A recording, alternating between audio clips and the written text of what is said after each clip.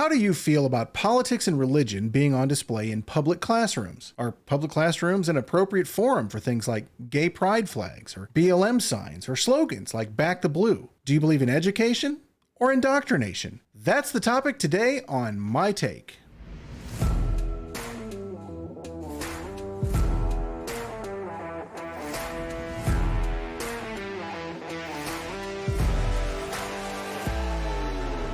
This is JP with Political Pop Culture, and this is My Take. A school board in Wales, Wisconsin, now Wales, Wisconsin is just outside of Milwaukee. A school board in Wales, Wisconsin has voted in favor of a policy which prohibits district employees, that includes teachers and staff members, from displaying political or religious messages. Superintendent Stephen Plum has said that means that district employees are forbidden from displaying any political or religious messages, including things like pride flags, Black Lives Matter signs, or Make America Great signs. District employees are also not permitted to mention their preferred pronouns in emails. And Plum did also say that the policy prohibits staff from using their positions to promote partisan politics, religious views, and selfish propaganda for personal or monetary or non-monetary gain. That sounds like a perfectly rational and reasonable policy for a public school system, don't you think? I mean, keep political ideology, religious views, and other such distractions out of the classroom so that teachers can focus on actually educating their students. No taking sides, no making one group or another feel marginalized or discriminated against, just education. This should make sense to all sides and everyone should be happy, right?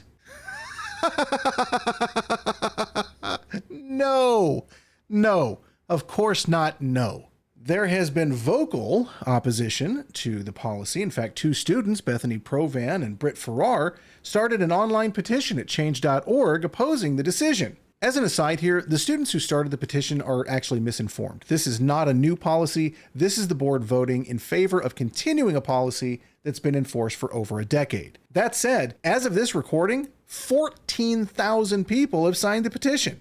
A number of opponents did speak in front of the board before their vote last Tuesday. I know people who cannot come out to their parents, said Abigail O'Connor, who identified herself as a queer student in the district. They aren't accepted at home, so they look for acceptance at school. But now that acceptance is slowly fading away. My response to Ms. O'Connor would be this. Everyone should be able to feel accepted at school, regardless of their sexual identity, their religion, their race, or their political views. This policy means that no one is being singled out because of these things. It literally puts everyone on equal footing. Not actively promoting your sexuality in the classroom does not equal not being accepted or that you're being oppressed somehow. But you know what really is feeling oppressed right now? The like button. Don't oppress the like button, give it a click. Then hit the subscribe button and the notification bell as well. That way you will be the first to know when we drop new content just like this. Each of these interactions does tell the algorithm that you're enjoying the content and that they should show it to other people. Every little bit helps, so thank you. Trey Corte, who is a former English teacher from Kettle Moraine High School who identifies as gay, told the Milwaukee Journal-Sentinel, quote, "The idea that the very presence of a pride flag or markers that say this is a safe space, for that to be deemed as either political or religious, that seemed to be a real stretch. It seemed to be a passive-aggressive, legalistic way of silencing the LGBTQ teachers and allies and students." He went on to say, quote, "Teachers not being able to promote political viewpoints, I get it. That's fair. That's sensible. But if you're gonna tell a teacher that you can't have a pride flag because it's, quote, political, then I feel the onus ought to be on you to explain why it's political. And that's the question they don't seem to be answering. I feel like there's avoidance there." There's no avoidance, Mr. Corte. You just don't like the answer. The fact of the matter is this. The pride flag represents much, much more than just pride. Although that in itself has no more place in a classroom than a straight pride flag would if it existed. No, the pride flag, whether you like it or not, whether you want to admit it or not, has become a symbol of activism. And that activism has no place in a classroom. Christine Donahoe, who is an attorney with the ACLU of Wisconsin, said, quote, "If you have a policy that says nothing political, does that mean you can't have a sign up that says support our troops or believe women or save our planet? By some people's definitions, all of those things are political." False. Ms. Donahoe's statement is misleading, and like most of the stupid tripe that the ACLU spouts, it is incorrect. Support our troops is not inherently political, nor is save the planet. Believe women, on the other hand, that is a political weapon that the left has used repeatedly to vilify and attack men, usually conservative men, although not exclusively. Saying you should believe what she's saying because she's a woman is the very same thing as saying don't trust what he says because he's a man. Obviously, that language is divisive, and the Believe Her movement is political, and it has no place at all in a public classroom. Ms. Donahoe went on to say, quote, "It really looks like targeted attacks at specific viewpoints like LGBT communities or welcome and safe spaces to students of color."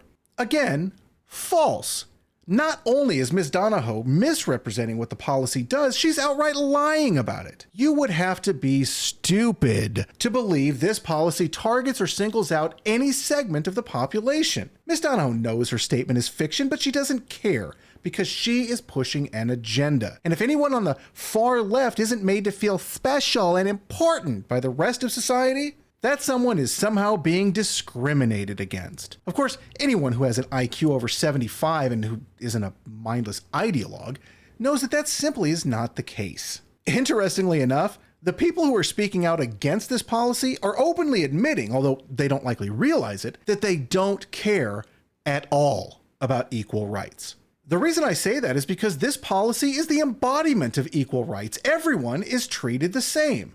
No one is singled out for praise or disparagement because of their gender, their politics, their sexual orientation, etc. The problem is, not being singled out for praise to a liberal is the very same thing as being discriminated against. They don't care about equal rights, they never have. What they care about is additional rights. Rights over and above the rights of everyone else. And if they don't get those additional rights, if they aren't made to feel special and privileged and important, or they don't get to wave their flags or use their pronouns, then they claim they're being oppressed or they're made to feel unsafe. Well, the classroom is not an appropriate venue for a pride parade. You know what? It's also not an appropriate venue for a MAGA speech or a BLM movement. The classroom should be a safe space for everyone, not just a certain segment or segments of the student body. The classroom should be a place of education, not indoctrination. That's my take. What's your take? You can let me know your take in the comments below. You can also let me know by joining the cult at PolPopCult on Facebook, Twitter, Instagram, Rumble, and now Truth Social. Thank you for listening.